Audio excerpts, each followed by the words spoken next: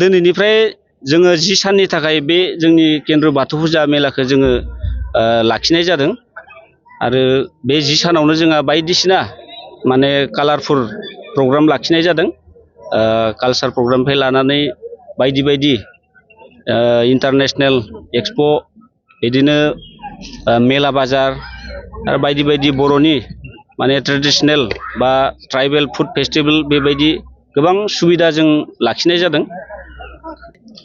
बेयो जोंनिया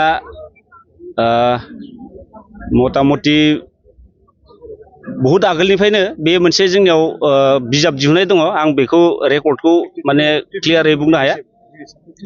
दिनैसिम माने 52 बार जोङो खुंबाय। नै दा जों 52आव सोलिगासिनो आरो बे 52नि उनाव जोंहा बेबायदिनो जालांबाय थागोन। दासिम जोंनिया 52 खुंगा जाबाय।